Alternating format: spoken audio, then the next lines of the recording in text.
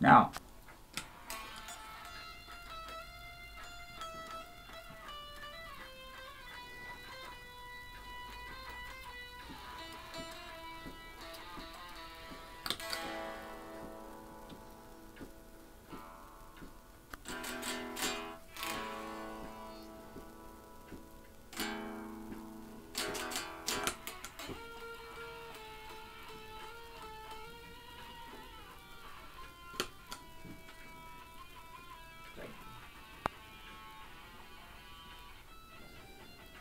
So, well, tell me about this track. How long has this track been like, floating around with Black Sun? since 19, no, since 2001. Since 2001. Mm-hmm. All right. And in terms of like the instrumentation, I mean, you wrote this with a guitar part, and then you guys fleshed it out in the studio, or how did it work? I structured it by 1991, and we recorded it and overdubbed like twice, so it came out pretty beautiful. Yeah, pretty beautiful. What's the when you're playing it? What do you see? What do you hear? I hear voices inside my head, and I see hallucinations in my room. What about the tuning? Can you talk a little bit about the tuning on the guitar for this kind of this piece? It's an Eye of Horus tuning. It's an Egyptian tuning kind of thing that that I figured out when I was in high school. That's a tuning that you like? Yeah, I got two different tunings. Celestial Cornerstone is in a different tuning. Songs like that. That's called the Peacock tuning. Peacock tuning. Yeah, and the standard tuning. I use that once in a while. I have used standard tuning before. That's what I was raised on originally. Before I started listening around with tunes.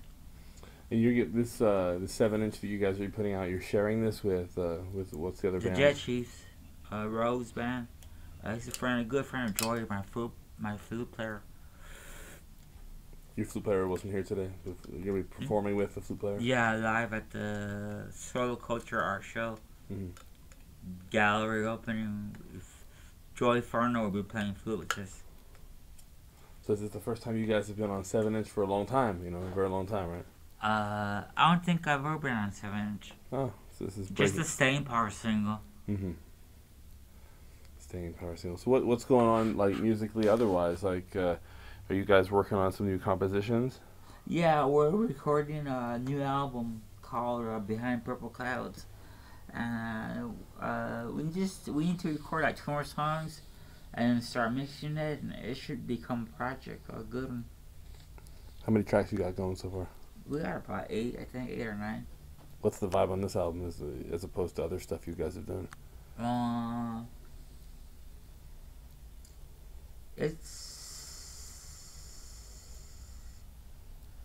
don't know what to say. I tried to win this war for us, Try to win the war? Yeah. Yeah. I mean, do you find, like, you listen to, like, your records and stuff like that, do you find there's, like, a clear kind of trajectory, like, a theme through all the music? I mean, you're the one who's, like, holding it all together with your guitar. Mm-hmm. But, like, is every album completely different, or do you think it all kind of fits? They're all different. And even though I never had any children, I consider these projects my kin. Mm-hmm. Which one are you closest to, then? Everybody has to be close to one. Probably Celestial Cornerstone, then Bolt of Apollo. My favorite Trinity is Violet Flame and Bolt of Apollo. Then probably Elemental Forces. Oh, you like Elemental Forces? Yeah, that was... If Reckless knew how to manage a band and knew how to pull ropes and stuff, and could open doors for a band, that album would have been a sensational pop album, Elemental Forces. That's Eddie Edelbrock, who produced it, wanted it to be a pop album, that's how it came out. And then Violet Flame admirers and former Black Sun fans said, "What? That doesn't sound like a Black Sun album, Sounds like a what do you call those pop bands with the male vocals, like 4 guys in a row? Boy bands? Yeah, that's what it sounded like." So I mean, how much do you channel your like your guitar heroes when you're like playing like the music out there, Jimmy Page or these guys, What? How much do you think about what they did? I mean, they influenced you. You feel influenced by British invasion guitar players. Yeah. Influenced me. like Page, hmm Clapton, Beck, Townsend, Frampton, Jimi Hendrix. Jimi Hendrix, I consider him part of the British invasion because that's where he was based right? in '67. That's great. That's great. And what about like? Tell me a little bit about the reissue, about the Goldfish album reissue. Oh, that one's gonna have all the Goldfish album plus other tracks. Mm-hmm. They were found in tapes that I had collected that my mom gave me. She had in her closet, and there's tracks that have never been released before. You got to be happy that those tracks didn't like get trashed, right? Or eaten by bed bugs. Or eaten by bed Yeah. bugs. Exactly. I mean, I guess part of this whole thing has been restoring the legacy of Black Sun Ensemble to its rightful place. Yeah. I was always saddened that the Fish album wasn't on CD. Mm-hmm. And I was hoping somebody could release it, and it's gonna get released pretty soon, right? Yeah, it's pretty amazing. It's pretty Yeah. amazing that it's gonna happen. And In fact, it's amazing that I happened to be with these guys, and they all happened to listen to your music, and then all of a sudden became part of your band. What a unique experience. It really is unique. So I can think back to sitting in Eric's room, and having him show me your record, and he's like, "Oh, I went to Reckless Records and I got this thing." Yeah. And I was like, it's pretty wild. I remember there's like some quote from some newspaper or some magazine on the back of one of the records that says something about World's coolest band. something like that. Yeah, yeah. I am the coolest. I had you get over murder, don't I? Yeah. Say the answer, come on. Do you remember about recording the Goldfish album, that material? All the different guitars I used. Yeah. Back then I had a guitar collection of silver tones and just odd guitars. I had dulcimers, mandolins, string. Was that recorded in a studio? Yeah, in a All root of studio. Yeah, All of it. yeah. Even, what about that Dave Slutz says that he recorded in his Dove the Desert was recorded at Sitting Duck Sounds or something. That was the studio in David Slutz's house.